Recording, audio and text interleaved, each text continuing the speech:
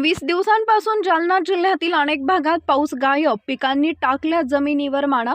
आज दिनांक 15 रोजी मंगळवारी दुपारी 3 वाजता मिळालेल्या माहितीनुसार जालना जिल्ह्यातील अनेक भागातून गेल्या 20 दिवसांपासून पाऊस गायब झालाय। पाऊस नसल्याने पिकं कोमेजण्यास सुरुवात झाली आहे, त्यामुळे पिकांनी जमिनीवर माना टाकायला सुरुवात केली आहे। यंदा जालना जिल्ह्यात कमी अधिक पावसामुळे शेतकऱ्यांना दुबार पेरणी करावी लागली। मात्र दुबार पेरणी करूनही कोवळी असलेली पिकं 20 दिवसांपासून पावसाच्या प्रतीक्षेत आहेत। कपाशी, सोयाबीन पीक पावसाअभावी धोक्यात आल्यानं शेतकरी देखील संकटात सापडलाय। जालना, मंठा, परतूर, अंबड, घनसावंगी या तालुक्यात देखील पिकांची अशीच परिस्थिती आहे।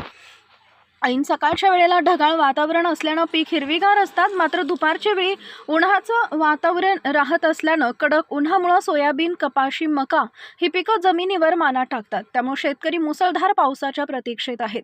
यावेळी सचिन दैने, बाबासाहेब मोठेसह परिसरातील शेतकरी बांधवांची उपस्थिती होती।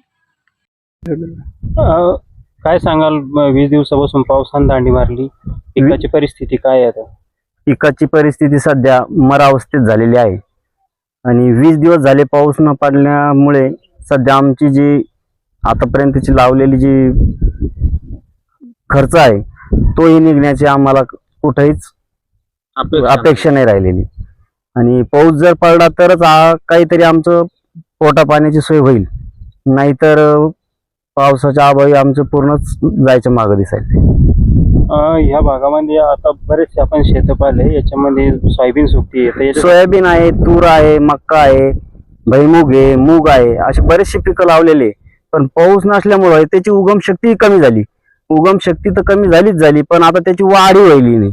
जर वाढच नाही झाली तर आम्हाला त्याचं काय उत्पन्न काय येणार? त्यातून उत्पन्न येण्याची कुठली आम्हाला त्यात अपेक्षा दिसायली नाही। याची काही व्यवस्था केली तुम्ही तुषार वगैरे? सध्या तर अशी काही व्यवस्था नाहीये, कारण की लाईटचा प्रॉब्लेम असतो बऱ्याचशा ठिकाणी।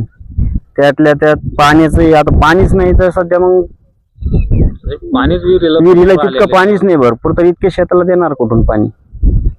जे आहे ते आता निसर्गाच्या भरोश्यावरती आहे। नाव सचिन विठ्ठलराव दैने, राहणार चंदनजिरा, जालना। दादा, आता 20 दिवस झाले पावसाने दांडी मारलेली, आपण सोयाबीन किती एकरामध्ये पेरलेली? आता आमचं सोयाबीन जवळजवळ 12 एकर मध्ये सर, आणि तूर, कापूस हे मिळून समजा 20 एकर मध्ये पण आहे आमचं।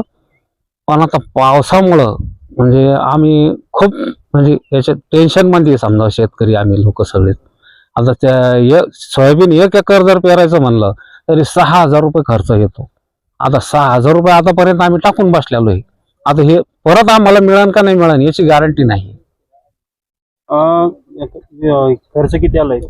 म्हणजे 1 एकरला 6,000 रुपये खर्च आहे, ट्रॅक्टर सगळे, बियाणं, खत आणि ट्रॅक्टर। 6,000 रुपये आम्ही त्याच्यात म्हणजे टाकून दिलेली।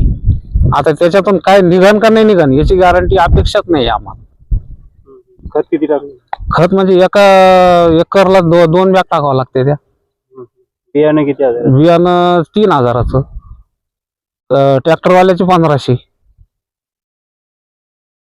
म्हणजे टोटल खर्च 6,000 एकरी पेरणी पर्यंतच। तशी काही सिंचनाची काही व्यवस्था काही? म्हणजे आता विहिरीला पाणीच नाही आलेलं, तर समजा म्हणजे स्प्रिंकलर नाही, त्यांना पाणी देण्याची म्हणजे नाही, आमच्याकडे पाण्याची सुविधा नाही तेवढी। विहिरीला पाणी आलं असतं तर आम्ही ते सुविधा केली असती, पण आता विहिरीला सुद्धा पाणी आलेलं नाही। पाऊसच नसल्यामुळं विहिरीला सुद्धा पाणी आलेलं नाही। बाबासाहेब देवजी मोठे।